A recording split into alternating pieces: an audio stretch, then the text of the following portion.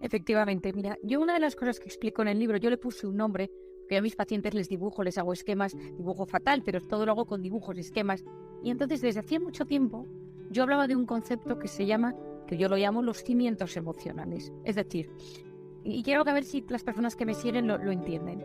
Nosotros cuando nos nacemos, lo que vivimos en casa, nuestro cerebro lo ve como normal, es lo conocido. Si en tu casa nadie se dice te quiero, tú naces creyendo que la gente no se dice te quiero en su casa. Si en tu casa tus padres se gritan, tú naces creyendo que el grito es un componente habitual de las relaciones humanas. Si en tu casa no se come carne, tú naces creyendo pues, que la carne es para lujo. Es decir, lo visto en casa se acepta como normal y como conocido. A medida que te vas haciendo mayor, hay veces que detectas, porque conoces otras familias, porque vas a casa de otros amigos, porque lo que ves en casa te hace sufrir, que existe otro campo. Si tú llegas a tu casa y nadie te pregunta nunca cómo estás, pues a ti te parece que lo normal es que a nadie le importe tu vida y tus historias del colegio. Entonces, lo conocido en casa se ve como normal y esos son los cimientos emocionales. A medida que van pasando los años, pueden pasar tres cosas. La primera es que tú repliques inconscientemente lo vivido en casa. Es decir, si tú has vivido relaciones de gritos, que tú de repente entres en relaciones tormentosas donde hay siempre gritos, conflictos. Si tú de repente viviste lo de los gritos y lo consideraste algo que te hizo sufrir enormemente, que te vayas al extremo contrario. Pero el extremo contrario es que incluso una relación de dependencia, de hipersensibilidad, donde todo es un motivo de muchísimo dolor, donde que la persona de enfrente te mira en un momento, te ponga una mala cara, ya es un conflicto. O que hagas un examen de tu vida, que digas, oye, vamos a ver, esto es bueno, esto es malo, esto fue así y por eso he nacido de esta manera, sano estas heridas, canalizo lo que me sucede y tomo una decisión adecuada sobre mi vida. ¿Cuánta gente, seguro que alguno que me está escuchando, de repente tuvo un padre alcohólico y de repente te sorprende que has acabado con una persona que tiene problemas con el alcohol? Dices, pero ¿cómo he repetido el mismo patrón? ¿Será mala suerte? Lo que pasa es que cuando tú viste el alcohol en esa persona, tu cerebro no lo detectó como amenaza. Hay un caso que cuento en el libro, muy sencillo de entender, pero que me pasó un día en consulta y dije, esto me va a ayudar a explicarlo. Yo tengo una chica joven de 23 años que viene a mi consulta porque somatiza, porque tiene ataques de pánico, está muy nerviosa y me cuenta que está de becaria en una empresa, pagan 200 euros al mes, trabaja de 8 de la mañana a 8 de la tarde para una jefa que le tiene absorbido el tiempo. Le llama los fines de semana, le hace el responsable de temas familiares, que vaya a recoger cosas de los niños. Es decir, un trabajo excesivo para una becaria y le pega gritos constantemente y la denigra, le trata mal. Y entonces le digo, ¿pero por qué lo aguantas? Digo, vive en casa de sus padres, tampoco tiene grandes problemas económicos. No sé, supongo que es lo normal. Digo, ¿cómo es tu madre? Y mi madre es ordeno y mando. Mi madre te levanta a las 7 de la mañana, te hace levantar, te pone lavavajillas, te pone a planchar. Es decir, como ella lleva toda la vida acostumbrada a una mujer de muy demandante, muy dominante, cuando se ha topado con una jefa así que la está enfermando, ella no lo detecta conscientemente como algo amenazante, porque repite el patrón. Entonces, muchas veces, y esto en las relaciones afectivas, en las relaciones de pareja, cuando uno analiza, esto yo lo he investigado mucho, porque cuando viene una persona a consulta le digo, a ver, ¿qué parejas has tenido en la vida? Desde los 15 años, novietes, novios, un marido, etcétera. Y de repente vas viendo el patrón. Entonces, a veces me fui al extremo contrario. Repetí el patrón que tenía en casa. Y cuando uno entiende esos cimientos emocionales, es mucho más fácil que tome decisiones adecuadas. Mucha gente me pregunta, ¿entonces estamos determinados? No, determinados por muy pocas cosas en esta vida, pero estamos profundamente influidos. Y por eso para mí es tan importante la conciencia de uno mismo, la conciencia de mi infancia, la conciencia de cómo me quisieron. Yo a la gente le pregunto en consulta, ¿te quisieron? ¿Te sentías querido por tus padres, por tus profesores, por tus amigos? ¿Te sentías parte de un grupo? ¿O te sentías siempre como ciertamente aislado? Y esta respuesta va a influir enormemente en cómo sean tus relaciones humanas cuando te haces mayor. Ya tengo pregunta, ¿te quisieron? Tú vas ahí... increíble todo lo que estás diciendo. Yo en mi pareja soy siempre como un poco la que lleva el timón porque he aprendido eso y siento que por ejemplo, porque mi madre o mi padre era así y yo copio ese patrón, pero quizás si sigo con ese rol no le voy a dejar a mi pareja también participar en la toma de decisiones familiares. Y eso va a hacer que se sienta rara. Por tanto, bueno, en el momento que no es ni bueno ni malo, pero darte cuenta de que al final esas cosas tampoco son tuyas del todo, sino que son heredadas, y decidir qué quieres hacer a partir de ahora requiere efectivamente un autoconocimiento, una toma de decisiones y luego me imagino que un acompañamiento de profesionales que estáis ahí también para decir, vale, ¿cuál es el siguiente paso que vas a hacer para acercarte al tipo de persona que tú quieres ser con respecto a esta relación? Y eso no se hace de la noche a la mañana. Me imagino que eso lleva pues un trabajo, y también la capacidad de perdonar. Es decir, un corazón resentido nunca es feliz. Y yo siempre digo una frase que es: perdonar es ir al pasado y volver sano y salvo. Es mirar hacia atrás y decir, mi padre, mi madre, mi abuelo, mi hermano mayor, mi profesor, esta compañera de clase, y de repente decir, bueno, pero ya está. Cuando uno mira hacia atrás y escuece, si escuece es porque sigue haciendo daño a día de hoy. Si yo tenía una madre que no notaba que me quería, un padre que estaba siempre fuera, porque uno puede tener padres ausentes pero sentirte querido. Es decir, un padre que trabaja fuera pero te sientes querido, pero es que no sentirte querido en la infancia. Y en el libro trato un tema fundamental, que es cómo me tocaron en mi infancia. Para mí esto es uno de los temas probablemente que más que ahora mismo, y encima escribí un libro sobre los abrazos en plena pandemia, o sea que también llamé a mi editora y le dije, oye, es que estoy escribiendo un libro sobre por qué hay que abrazarse, y estábamos en No te toques, ¿no? Pero esto sí que me encantaría que los que nos están escuchando lo entendieran. A mí me ha parecido fundamental a lo largo de mi vida. Yo soy una gran observadora, entonces observo lo que voy estudiando, lo que voy viendo en consulta, y lo estudio e investigo qué hay detrás. Y busco la base física, psicológica, fisiológica, humanista, espiritual, y busco aunarla todo y encontrar una respuesta a las grandes preguntas. Hay veces que no la encuentro y entonces sigo buscando y no hablo de ello hasta que yo tenga la respuesta, entre comillas la respuesta, porque hay muchísimas cosas que no tienen respuesta. Pero una de ellas era, y esto me pasó mucho en Camboya, cómo me tocaron en la infancia. ¿Qué significa? ¿Me pegaban? ¿No me tocaba a nadie? O sea, todos nosotros, si miramos hacia atrás y dices, en mi casa nadie se tocaba. Hay gente que, en mi casa, por ejemplo, Casas Rojas, nos tocamos mucho, somos todos muy achuchones. O sea, todos en mi casa nos abrazamos, nos celebramos, nos damos besos, pero yo he visto gente que tú de repente le vas a dar un abrazo y no sabe recibir el abrazo, se queda quieto. Entonces yo le decía, oye, déjate abrazar, que en mi casa no se abraza. Entonces aquí te confieso, Marian, que yo he sido poco tocona y, bueno, hemos sido de abrazar, pero así que tocar, y esto lo he aprendido. Es más, ahora necesito abrazar y tocar, pero no estaba acostumbrada yo pero no era tan costumbre, sí que había besos y abrazos en casa, los abuelos, todo, pero igual menos que cuando he venido a Madrid a vivir y noto que hay más tocar, más rozar, más acá. Bueno, es que cuanto más al sur, más tocamos. Desde Andalucía, mi padre, ahí te estás, es como en los latinos, ¿no? En los latinos, los españoles les parecemos gente muy fría. Yo me acuerdo de una de las primeras veces que aterricé en México, que di más abrazos en una hora que la gente, o sea, pero una cosa de un abrazo, claro. Me acuerdo en cambio cuando fui a trabajar a Estados Unidos, que la gente te saludaba con la mano, te daba la mano, y claro, es ese punto que las diferentes culturas, ¿no? No dan besos. Las amigas y los amigos se abrazan mucho. Se abrazan. Entonces, ¿qué pasa? Que empecé a ver que podían pasar varias cosas. Desde las cosas graves, es decir, que te hubieran pegado, que te hubieran violado, que hubieran abusado de ti. En la violación, como soy una gran, no diría experta, porque experta no soy en nada, pero llevo muchos años dedicada al tema del abuso sexual. Entonces, todo el tema del tacto lo empecé por el abuso sexual. Es decir, si me han tocado feo, cómo eso me influye a la hora de recibir que me toquen, ¿no?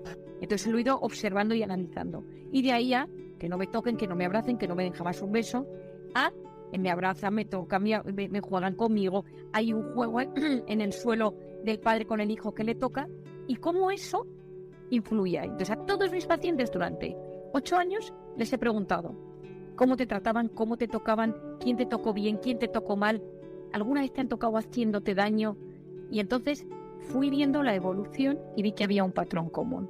Es decir, y entonces aquí lo voy a explicar. Aquí entra la oxitocina, que alguno no sabe porque ahora estoy en modo oxitocina a tope. Y la he contado en algún podcast y la he contado en alguna charla, alguna entrevista, pero me parece importante que esta oxitocina es la hormona del parto y de la lactancia. Otro día di una conferencia a 500 directivos, 90% hombres entrajetados, y yo hablándoles de la oxitocina a todos los hombres. Digo, es que tenéis que saberlo. Y todos me miraban atónitos, porque la oxitocina es la hormona del parto y la lactancia. Y hasta ahí eran mis conocimientos. Hasta que un día, resumido, sufro un atraco. Yo estaba en plena lactancia en mi tercer hijo, sufro un atraco, me da un ataque de ansiedad, voy corriendo, me vuelvo corriendo para casa y al pequeñín le tocaba comer. Entonces me lo puse al pecho y estaba súper angustiada y a los 2 minutos me relajé. Y entonces yo dije, este pico de cortisol no debería haber bajado tan rápido. El pico de cortisol del atraco tiene que estar en sangre unas 6 horas. Y entonces dije, no he hecho ninguna técnica de respiración, no me he tomado ni atila, no me he tomado medicación, por supuesto. Y entonces dije, lo único que he hecho es darle el pecho a mi hijo. Y entonces me metí en internet y busqué, empecé a investigar, dije la oxitocina, la prolactina, y de repente descubrí que yo no lo descubrí, lo leí, pero me di cuenta, como tantas cosas, que cuando tú eras capaz de estimular la oxitocina, bajabas el cortisol. Y entonces yo dije, tengo que investigar todas las maneras que existen hoy en día para bajar el cortisol y estimular la oxitocina. ¿Y qué pasa? Que la oxitocina es la hormona de los abrazos, es la hormona de las caricias, es la hormona de cuando te tocan y te quieren bien. Entonces, ¿qué me di cuenta? Que hay mucha gente que durante su infancia no la han querido, no la han abrazado, la han pegado, han abusado de ella, física o sexualmente. Esa persona, como todos nosotros necesitamos oxitocina en nuestra vida, tú cuando te vas haciendo mayor buscas la oxitocina de otras maneras. Por ejemplo, con las mascotas, esa necesidad de mascotas. Estamos en un momento donde el otro día leí una titular que hay más perros en España que niños menores de 15 años. Es una cifra como así, ¿eh? Creo que estoy casi segura de que es la que os estoy diciendo. Por otro lado, ¿cuánta gente a través del sexo lo que busca en ese momento es un abrazo? Es de alguien que te haga mucho caso físicamente en un momento dado. Es decir, yo que me dedico a preguntarle a la gente, dice, me descargué Tinder, me busqué tal, quedé con una persona, digo, ¿qué buscabas? Dice, no sé, sentía solo, necesitaba, y le digo, tocar, que alguien te tocara. Entonces, esa oxitocina que buscamos, que aparece en las relaciones sexuales, pero aparece en el abrazo, aparece cuando estás con esa persona que llevas mucho tiempo sin ver, que te escucha atentamente, te mira a los ojos, no hay móviles, no hay pantalla, y toda tu atención puesta en ti y dices, qué gusto, ¿no? O sea, ahí hay oxitocina. ¿Qué pasa? Que durante la pandemia nos intoxicamos de cortisol y nuestra oxitocina nos la eliminaron. No abrazos, no sonrisas, no empatía, no te acerques, no te toques, no salgas, no te ilusiones, no hagas planes. Y entonces la oxitocina, que es la hormona que nos sana, potencia el sistema inmune, nos la eliminaron de la ecuación. Entonces hay que volver a la oxitocina, ¿no? Es decir, hay que volver a... Y muchas personas que están solas, pues sus mascotas. ¿Cuántas personas de repente dicen, yo estoy sola, pero de repente mi perro, mi gato, los caballos, por ejemplo, en temas de autismo, que las personas con autismo tienen un problema con la oxitocina, ayudan tantísimo. Ese tacto, ese coger a alguien de la mano, alguna vez me ha pasado, y lo cuento en mi libro, que a poco después de que nos desconfinaran, un día un paciente se me echó a llorar y me acerqué a él y le cogí de las manos y me quedé mirándolo a los ojos y le dije, te vas a poner bien. Y me dijo, en los últimos 6 meses es la mayor muestra de afecto físico que he recibido. Claro, se te rompe el corazón, porque el ser humano necesita eso. El ser humano necesita que nos queramos, que nos abracemos, que nos juntemos. Es cierto que la pandemia no nos lo ha permitido, pero ahora mismo que las cosas empiezan a estar relajadas, cuidado con aislarnos, cuidado con no permitir, porque entonces nos intoxicamos de cortisol, nos inflamamos, nos enfermamos, las articulaciones, todo, y no tenemos las vías de escape sanas que nos gustan. Es decir, y por eso yo ahora estoy en modo oxitocina a tope. Hay que generar el otro día los directivos, estos hombres empresarios en traje, le dije, todo está por la oxitocina, claro, todos ojipláticos, pero la oxitocina para hombres. Pues habrá quedado seguro. La oxitocina es una de tus grandes protagonistas en este libro, que está más relacionado con el estrés. Me gusta mucho recordar a las personas la relación que hay entre mente y cuerpo y cómo afecta muchísimo en nuestra salud la gestión de nuestras emociones y de nuestros pensamientos. Pero si viene de la boca o del mensaje de una profesional, parece que todos nos lo creemos mejor, ¿no? Cuéntanos hasta qué punto es importante regular nuestro estrés, cómo podemos identificar picos fuertes en nuestro cuerpo, cómo podemos detectar esa luz roja que dice, cuidado, cuidado que te viene algo fuerte, porque a veces aguantamos y cuando nos relajamos es cuando nos da el golpe a nivel físico o emocional, ¿no? Cuéntanos un poco.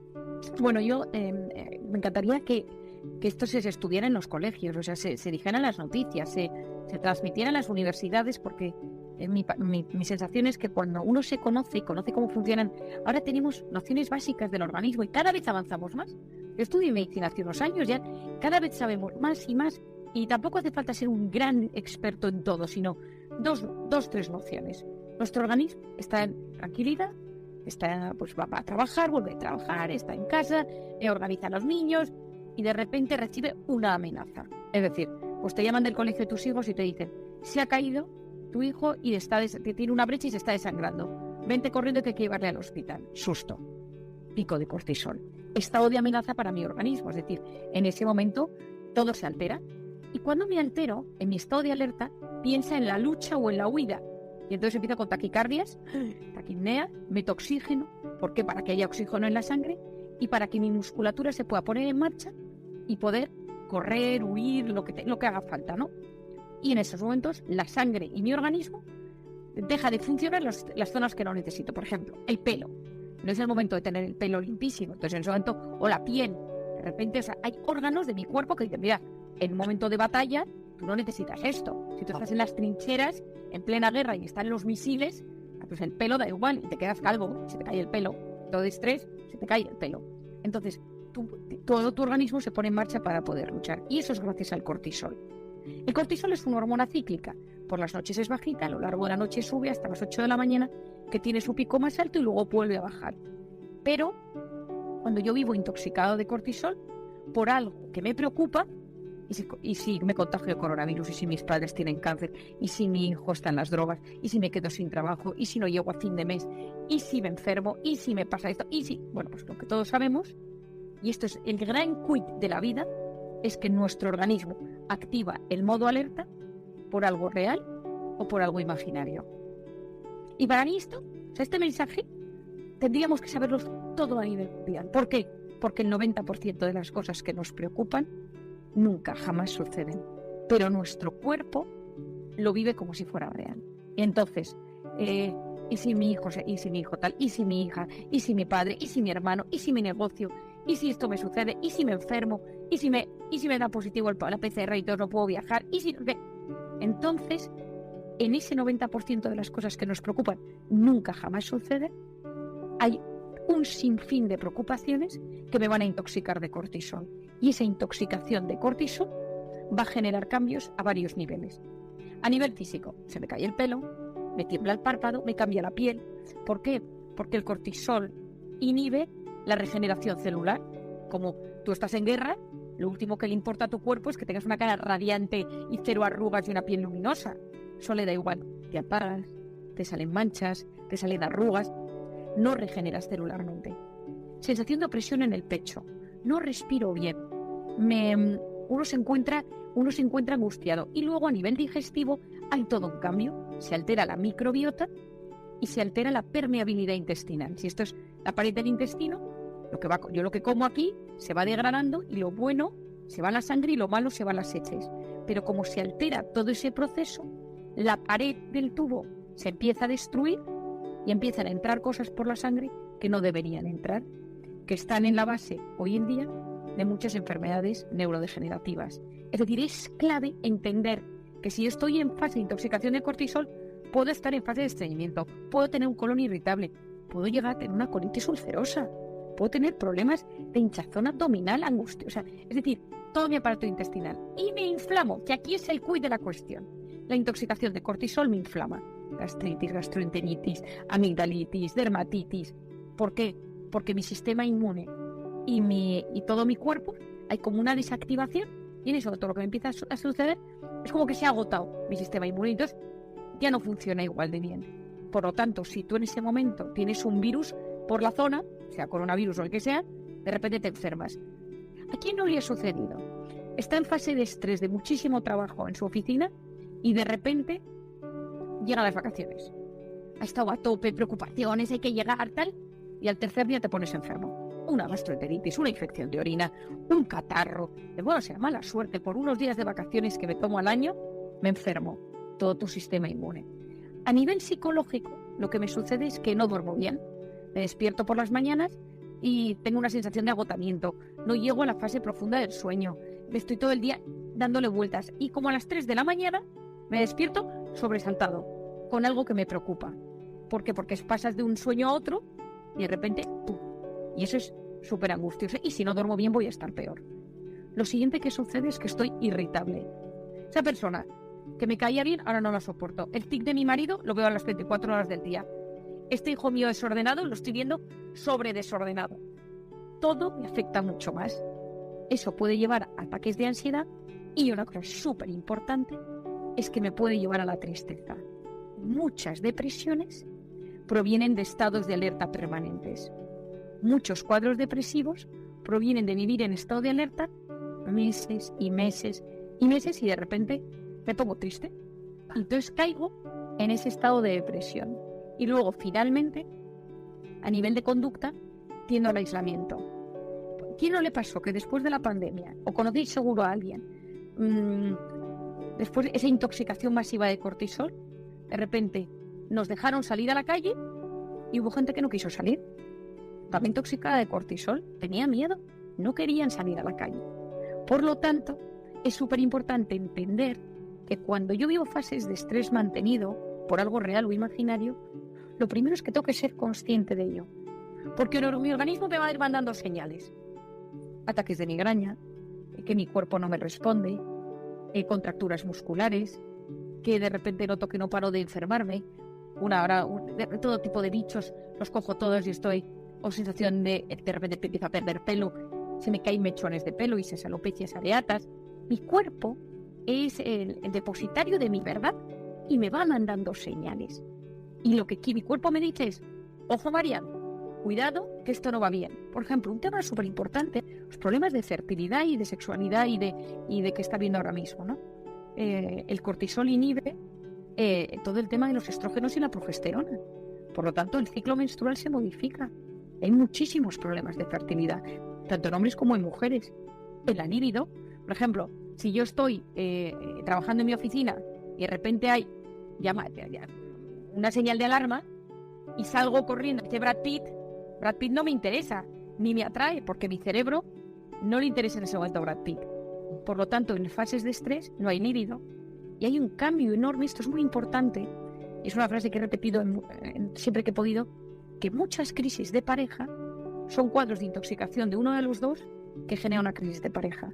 Uno de los dos está intoxicado de cortisol y entonces el otro se encuentra con alguien en estado de alerta y ya no hay conexión. Entonces hay una crisis, pero no porque sea una crisis de pareja, sino porque uno de los dos está atravesando una fase muy dura y entonces hay una desconexión de la pareja. De hecho, hablas también en el libro de la sexualidad, de la pornografía en las chicas más jóvenes. Es un tema que te interesa mucho y me parece que estamos en un momento de cambio de paradigma en cuanto a la sociedad con respecto a la mujer y desde la mujer hacia la sociedad. Interesantísimo. Muy curiosos, me gusta mucho hablar de este tema, ¿no? Y lo explicas ahí que hay mujeres, chavalas jóvenes que confiesan consumir pornografía. Hay que poner mucha atención en cuál es el trato de la pornografía hacia la mujer y en cómo se convierte en referentes para los chavales y chavalas más jóvenes que empiezan a tener relaciones y a relacionarse entre ellos en modo sexual, ¿no? Y bueno, es que yo me has sacado 3 o 4 temas que me parecen fundamentales. El primero de todos es que, por un lado, estamos apoyando más que nunca a la mujer con todo el tema de la mujer en su lugar, que tenga unas buenas condiciones laborales, la conciliación personal y familiar y profesional.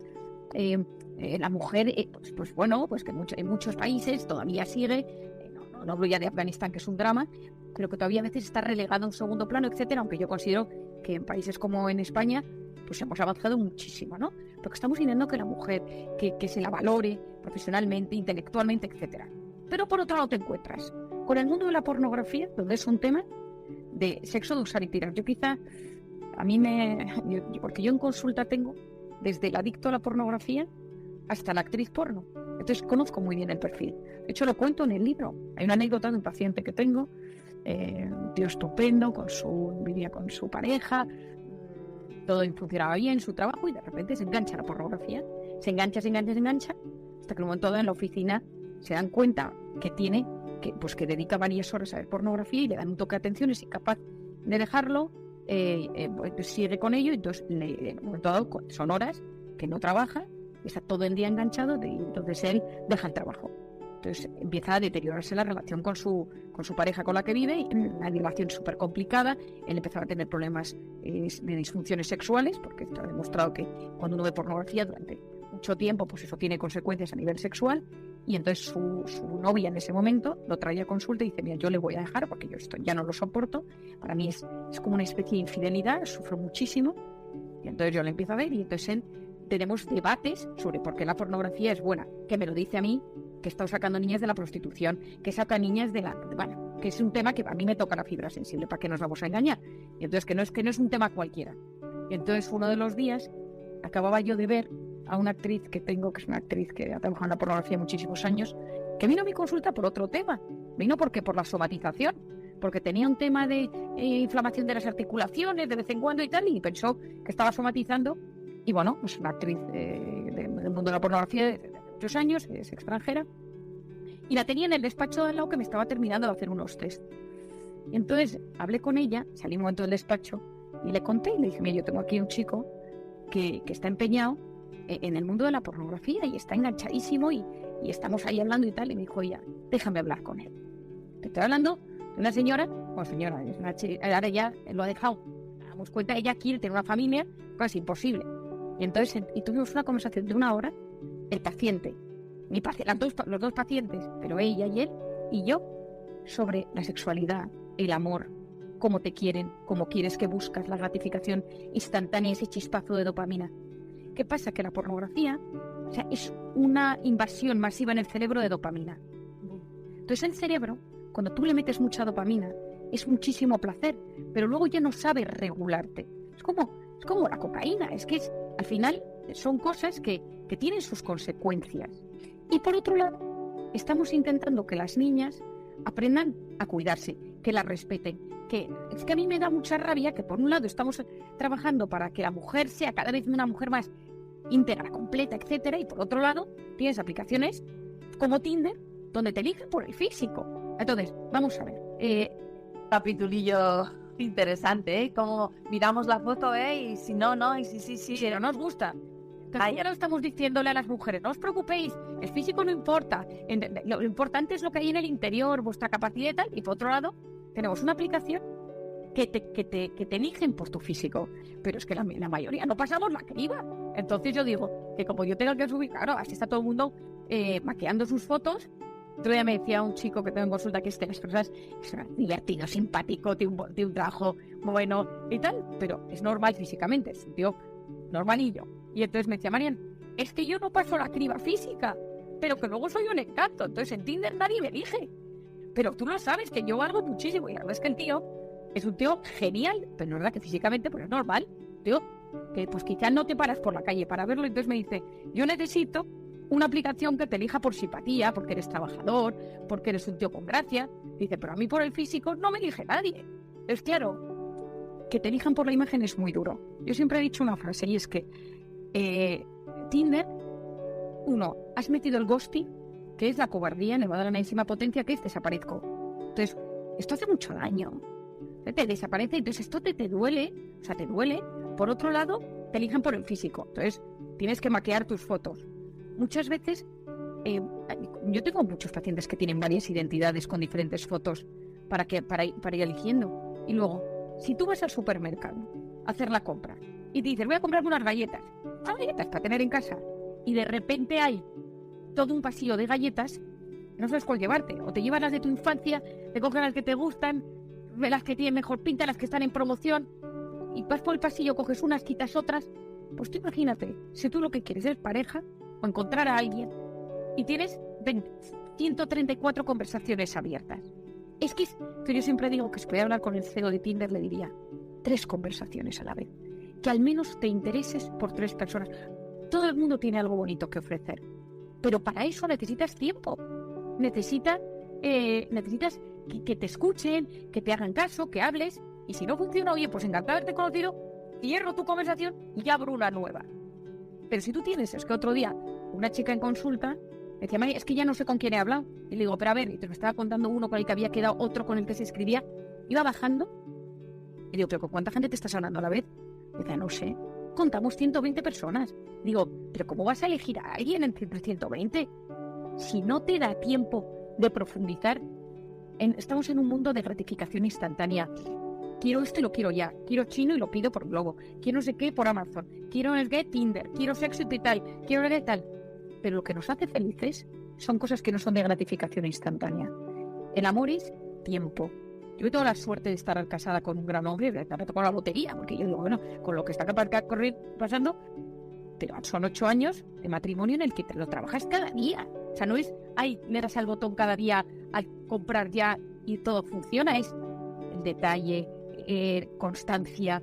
Un día pides perdón, un día sonríes cuando no te apetece, pero todo menos ghosting. ¿Tú hablas del ghosting? Si a veces aparezco de casa porque me enfada.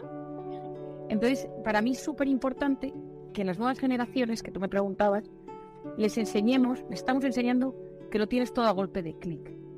Y eso genera una tolerancia a la frustración cero. Es decir, llego a mi trabajo y si mi jefe no me trata como yo quiero que me trate, adiós, me marcho del trabajo. No te lo he metido paciente, me dejo un chico de 22 años, dejo el trabajo porque mi jefe no me valora. Lo que a ti tu jefe dice 60. Digo, ¿cuántos trabajáis en el departamento? 25. ¿Cuánto llevas trabajando? Un mes. Escúchame una cosa, que hay que currar mucho para que te valoren. No, es que no me he hecho ni caso, es que no me dedica tiempo. Es que fui otro día a su despacho y estaba hablando con otro. Entonces, claro, si tú te has acostumbrado a lo que quiero, lo consigo ya, cuando las cosas no salen como quieras, tiras la toalla. En el tema del amor, tenemos que enseñar a querer con constancia, a veces funciona, a veces no funciona, y posponer la recompensa. Me apetece pedir sushi, pues no lo pido. Yo me hago una tortilla en casa y no pido sushi. Me apetece comprarme esto, me apetece ver esta serie y termino el capítulo y quiero ver el siguiente. Espero mañana. Eso fortalece mi corteza prefrontal, que eso lo explico en el libro, que es la zona de la atención, de la concentración, de la resolución de problemas, la zona que nos hace seres superiores, la que nos ayuda a decidir, a profundizar, a pensar, a discernir. Y necesitamos una sociedad, unos jóvenes, unos mayores, que sepan encontrar la verdad. Pero claro, si yo digo gratificación instantánea, la corteza prefrontal se va haciendo cada vez más fina y se debilita. Entonces, ya no leo un artículo entero, ya no me leo una novela, me pierdo en las conversaciones. Te he mezclado de todo en esto, pero me he venido arriba.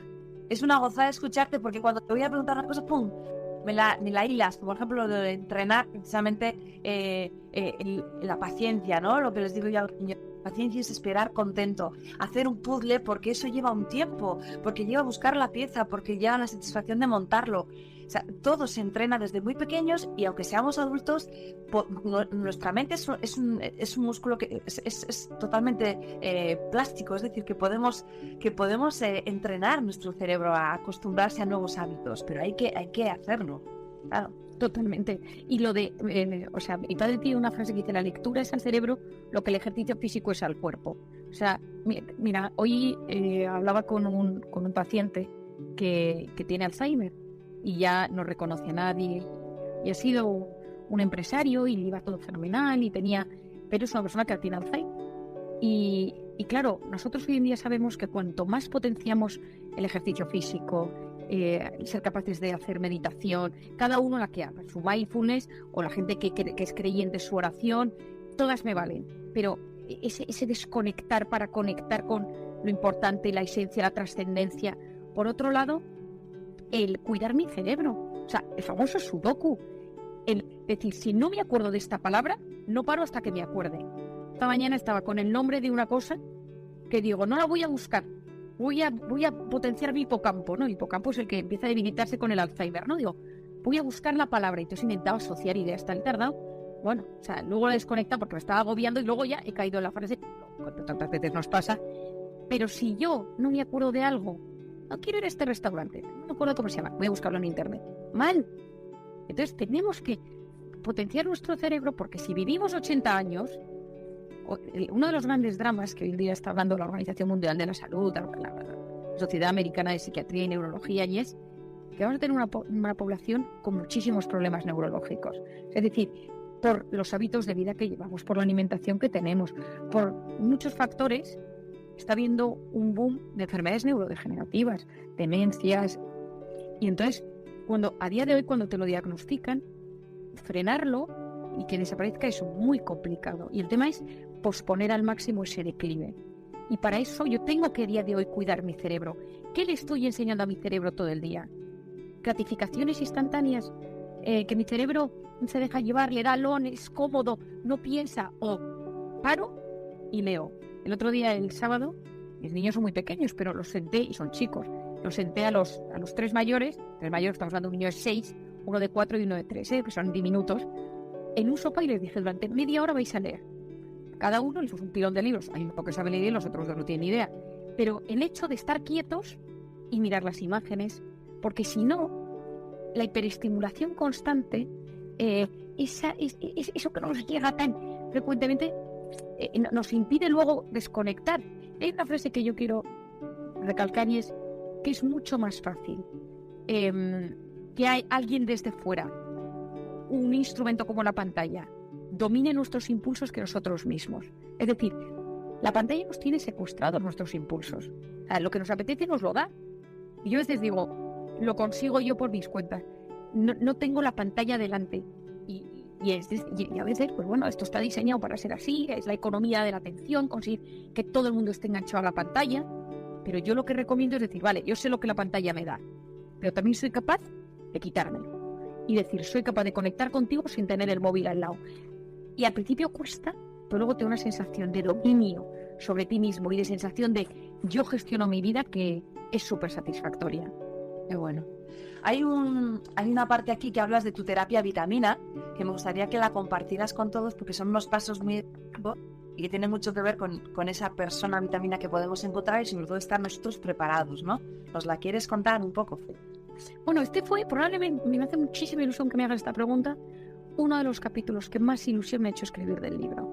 Es decir, en un momento dado, yo tuve la suerte que mi padre, Enrique Rojas, que es un maestro, me enseñó cómo él trataba a los pacientes.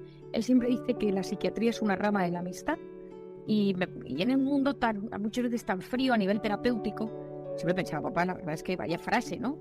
Pero la gente viene y te abre su corazón, o sea, te abre los secretos de su vida, su intimidad. Y entonces, claro, yo tengo, y esto lo digo, y si hay algún paciente mío escuchándome, yo quiero a muchos de mis pacientes, o sea, les tengo un cariño, pero que cuando les va bien, o sea, el otro día un paciente que lleva en el paro 2 años, y entonces ha tenido una entrevista de trabajo y han sido 6 entrevistas, he vivido las entrevistas como si fuera la vida en ello. O sea, digo, por favor, en el momento que te llamen. Entonces salió de la última, le llamaron para decirles te quedas, llamó a su madre, llamó a su padre y me llamó a mí. Digo, por favor, qué alegría más grande, ¿no? Digo, tomar un bombón, yo soy una loca del chocolate, todo el cerebro con chocolate, bombón, porque este amigo mío, paciente, pero si le tengo, no, es decir, claro, te metes en sus vidas. Es verdad que eso también te lleva a sufrir más, porque claro, te involucras más. Es verdad que yo intento, cuando salgo de consulta, olvidarme del tema, ¿no? Pero los llevo en el alma. O sea, también tengo que reconocer que los llevo en el corazón, y que muchas veces digo, ay, Dios mío, este pobre, este otro, ¿no? E intento ayudarles. Y me excedo de mi labor como psiquiatra en muchos aspectos, ¿no? Esto lo he contado alguna vez. A veces me da un poco de vergüenza decirlo, pero claro, cuando tú conoces a alguien tan íntimamente, de repente conoces imagínate, ¿no? Te os cuento un caso, ¿no? Esto me pasó hace como 6 o 7 años. Tenía un paciente que era un tipo que vino a mi consulta, su novia la había dejado antes de casarse, un drama, un tío estupendo, la novia se había liado con otro, él estaba hundido, cayó en una profunda depresión, y me lo fui ayudando, estaba cada vez mejor, soy trabajador, buena gente, buena persona, y claro, yo le conocía pues con una intimidad como le conoce su madre. Y un día conocí en consulta a una chica que venía siempre acompañada de la hermana, y entonces de vez en cuando hablaba con la hermana sobre la paciente. Y un día dije, estos dos pegan un montón. Pero me hablaba de cosas, digo, esto tiene una cantidad de gustos comunes. El que había sido mi paciente con la hermana de la otra. Y entonces les invité a mí a una conferencia y les presenté, y se casaron y acaban de tener su primer hijo. Entonces, esto lo hago de vez en cuando, y yo soy consciente que, bueno, que tal, pero es que no puedo evitarlo. Una anécdota más cotidiana. A mí me consta, porque lo sé, que estás muy comprometida con acompañar a las personas que de verdad... Ese acompañamiento que tú haces, ¿no? Y eso es una cosa que se llama vocación, ¿no? Y te guste lo que haces, ¿no? No, y me preguntas por la terapia vitamina, que se lo voy a explicar en modo técnico. Lo primero que hago cuando viene un paciente es, el primer día es que viene muchas horas. O sea, está con mi consulta unas 3 o 4 horas porque le absorbo. Es decir, le hago todo por saber. Entonces, veo lo que le trae a consulta. Entonces, tengo una depresión, tengo ataques de pánico, problema de pareja, soy muy ansioso, tengo este tipo de personalidad. A veces es un tema puntual, a veces es un tema largo en el tiempo, a veces es que trae una herida de la infancia que nunca consigo sanar. Mucha gente viene a mi consulta para temas de abuso que nunca he sido capaz de verbalizar con nadie y al leer mi libro quiere curarlo conmigo porque te da mucho miedo sacar este tema. Y lo primero que hago es explicarle al paciente ese primer día cómo funciona su cerebro. Entonces le hago un esquema. Vamos a ver, tu cortisol, esto es tu estado de amenaza, esto es tu infancia, estos son tus cimientos emocionales, y le hago un esquema. Y hago un esquema que para mí es clave. Y le digo, vamos a ver, tú imagínate, viene Pedro. Digo, Pedro es una persona muy sensible, muy obsesivo y muy rígido y muy tímido. Y entonces le digo, Pedro, esta es tu forma de ser. Digo, Pedro, tú ante el estrés, como eres tímido, te bloqueas. Ante el estrés, como eres obsesivo, entras en pensamientos en bucle. Ante el estrés, como eres tan sensible, estás súper vulnerable. Y le digo, y tú somatizas de 2 maneras, Pedro. Tú tienes migrañas y tú tienes ataques de ansiedad. Y le digo, Pedro, ¿cuáles son esos factores de estrés? Ver a mi ex, ver que no tengo dinero para llegar a fin de mes, las alturas, pensar en mi hijo pequeño porque siempre me ha parecido que es el más débil de mis hijos, solo pensar en él me estreso. Es decir, ¿qué te sube el cortisol? Entonces, Pedro, tanta gente lleva medicado toda la vida pues para las migrañas, su Lexatin, su Traquimacin, y yo le digo, vamos a trabajar factores de estrés y personalidad. Y tú vas a trabajar tu autoconocimiento. Como yo sé que soy tímido, tengo que mejorar habilidades sociales. Como sé que soy obsesivo, tengo que darme cuenta cuáles son los 5 tips que soy más obsesivo. Hay gente que es obsesiva de cabeza. Hay gente que es obsesiva de orden. Hay gente que es obsesiva de organización. Gente que es obsesiva de tiempo. De 8 a 8 y cuarto, de 8 y cuarto, 8 y 20, de 8 y 20, 8 y 30. Es decir, hay obsesivos de limpieza, hay obsesivos de la enfermedad, los hipocondríacos. Entonces, vamos a ir desmenuzando de dónde viene esto y te voy a dar tips. Y luego voy a desactivar tus momentos de estrés. Yo uso mucho la técnica del EMDR, es una técnica que aprendí a hacer en Camboya y luego me certifiqué en España, donde desactivas factores de estrés. Yo lo empecé haciendo en temas de abuso sexual, ahora luego en muchos temas.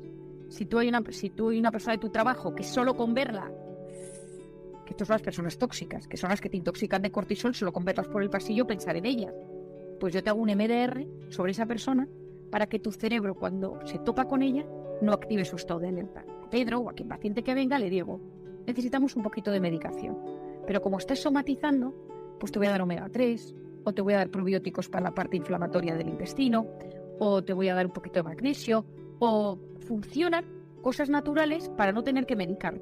Pero si hay que medicar, se medica. Yo siempre digo que la medicación tiene que ser la grúa que te saca del hoyo. Y las pautas es lo que te ayuda a que cuando yo luego te dejo en la calle, cloing, eso no vuelvas a caer al hoyo. Yo intento que la gente no viva dependiendo de la medicación toda la vida. Porque al final te pierdes mucho. La medicación ayuda, es un impermeable, pero al final la vida también hay que sentirla. Y hay que también saber gestionarla.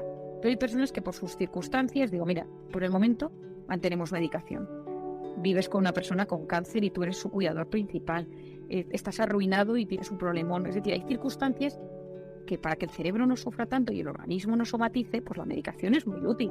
Gente que se niega. A mí nunca nadie me va a medicar. Digo, bueno, es que claro, tenemos muy mala imagen. Psiquiatras tenemos un marketing nefasto.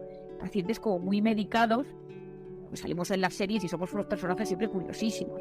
Aunque ahora hay psiquiatras en todas las series. O sea, no hay una serie en la que la veas y no hay un psiquiatra. O sea, que yo supongo que habrá alguien haciendo un marketing un poco más positivo. Y luego, por otro lado, voy trabajando las heridas del pasado, ayudando a gestionar el presente y ayudando a quitarle el miedo al futuro, que es la ansiedad. Claro, todos tenemos algún miedo al futuro. El tema es que ese miedo nos paralice. Y entonces ayudo a esas personas ayudo a esas personas para el futuro. Y poco a poco esa persona va teniendo las herramientas, entonces ya luego haces un acompañamiento, que ya luego los voy viendo con más distancias en el tiempo, y es un acompañamiento para las diferentes circunstancias, porque a todos nos van pasando cosas, y de repente dices, oye, Marian, pues ahora pues me he casado y he tenido un hijo y está enfermo. Y la enfermedad activa la hipocondría, que ya estaba apagada y controlada. Pues vamos a trabajarlo, ¿no? Pero ya tienes las herramientas. Y para mí es súper importante tener herramientas en la vida para que gestionemos. Yo, Marian, conozco mis factores de estrés. Yo me conozco muy bien y entonces sé que hay 3, 4, 5, 6 cosillas que activan mi cortisol. Entonces, bueno, pues las intento gestionar, ¿no? Y todos, hasta el más calmado, tiene cosas que activan su estado de alerta. Y cuando uno se conoce, se siente aliviado. Dice, ay, qué gusto, que ahora lo entiendo todo. Claro, ojo, es que has dado la clave en conocerte, aceptar lo que llegue y diciendo, bueno, es puntual. Esto llega porque tengo un mecanismo que hace automáticamente que yo dispare. Vale, ya me conozco, ya son estos 3, 4. Voy a intentar entrenarme para que no sea el disparo tan fuerte y voy a aprender a tener recursos para frenarlo o apaciguarlo o salir más rápido de ello, ¿no? Serían un poco esos pasos, ¿no? Totalmente. Y luego, a veces uno dice, uy, yo prefiero no abrir esto. Ya. Yo este tema prefiero no abrirlo. Y en esto yo soy súper respetuosa.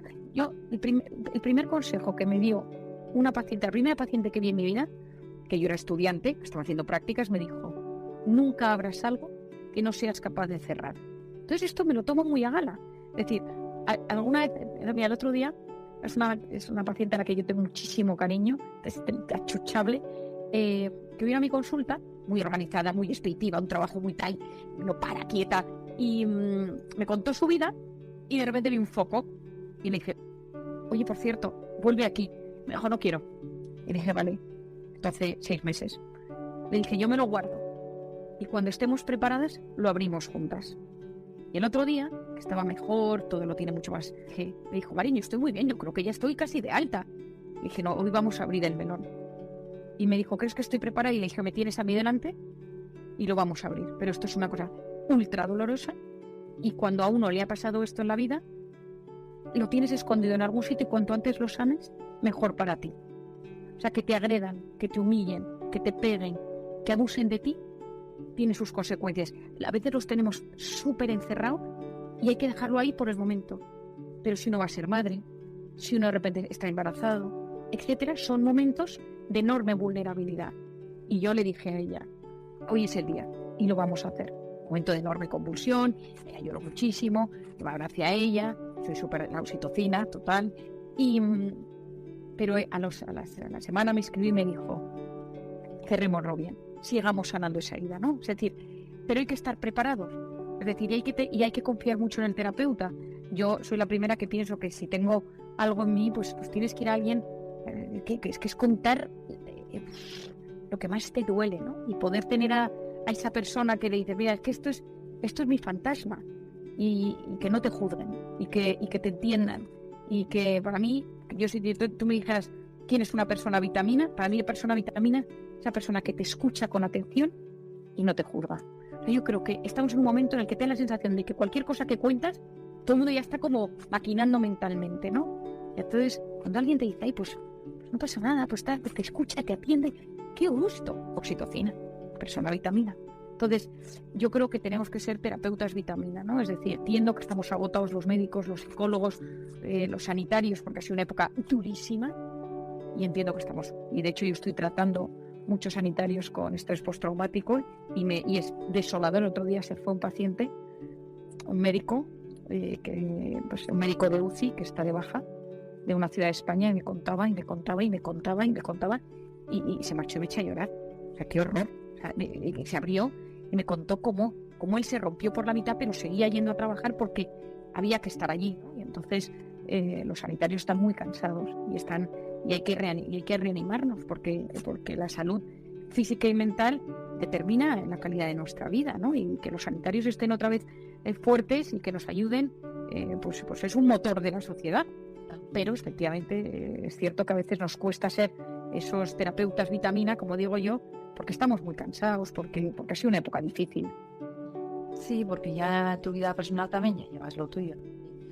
Y habéis sido y ser fundamentales. Yo creo que también en esta pandemia hemos aprendido muchas cosas, pero entre otras hemos aprendido que sin vosotros muchas veces no podemos seguir adelante, que sois los profesionales que entendéis lo que nos pasa en el cerebro, que para eso habéis estudiado, que para eso os habéis formado, que sabéis que la influencia que tiene en nuestro organismo y que aprendemos con vosotros, como en tu caso, que estás divulgando, que es impresionante como lo cuentas, que es expresarlo bien, que lo entendamos todos, que no es tan complicado y que muchas veces a veces huimos porque nos asusta la idea de meternos en esos jardines de los que no sabemos salir.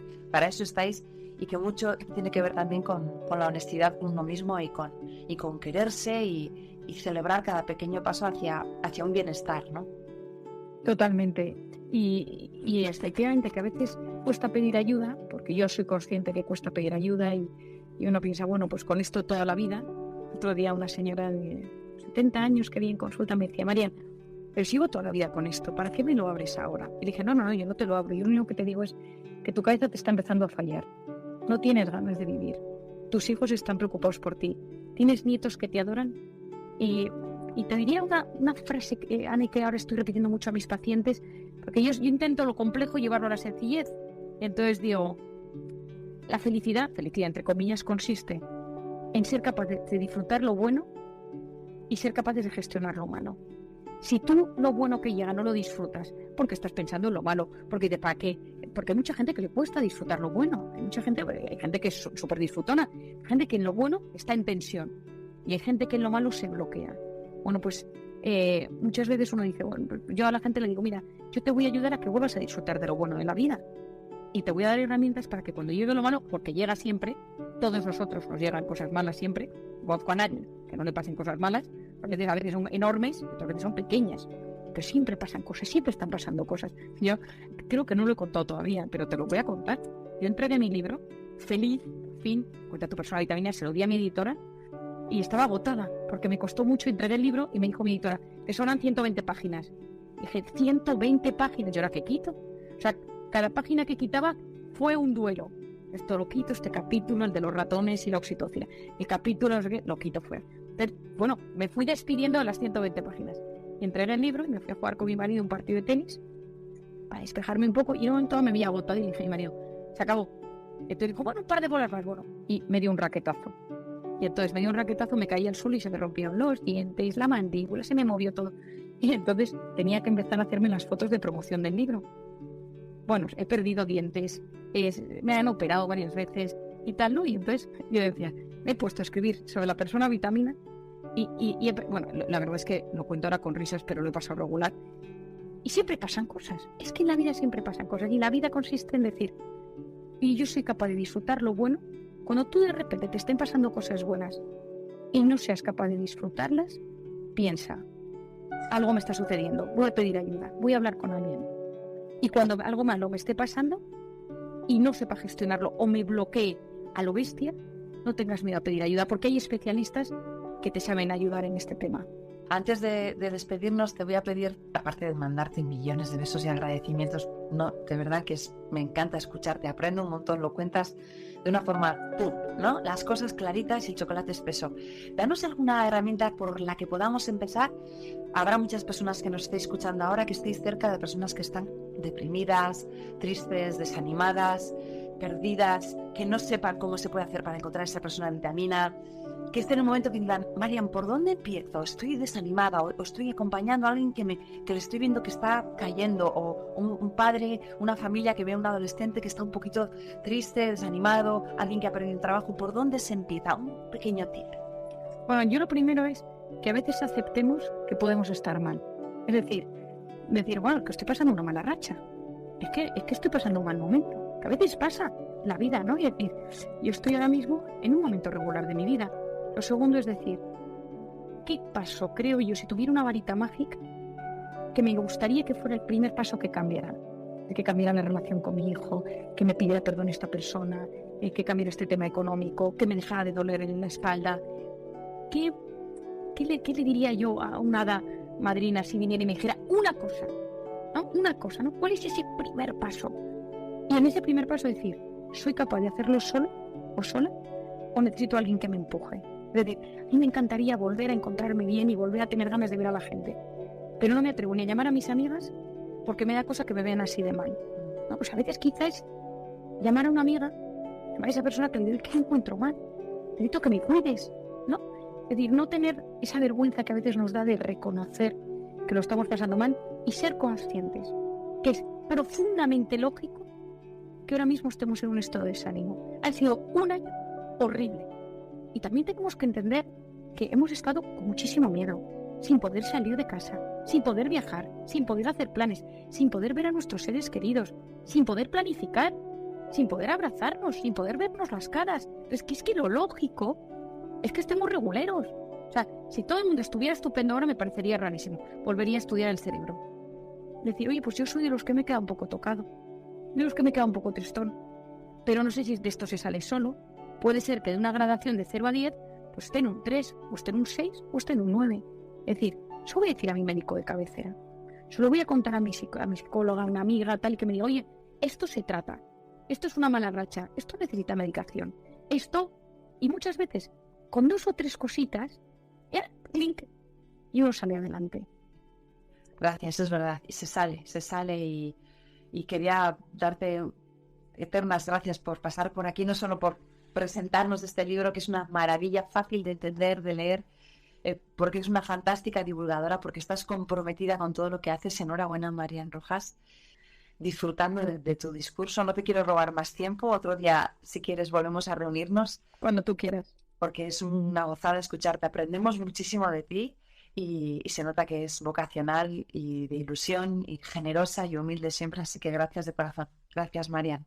Cuando lo necesites, y espero haber ayudado a la gente que nos escucha, que yo intento que en este mundo a veces un poco caótico, donde nos cuesta encontrar el camino, consigamos pues encontrar un poquito de luz, ¿no? Que nos alivie ese dolor del alma que en muchas ocasiones todos lo sufrimos. Muchísimas gracias, Marian.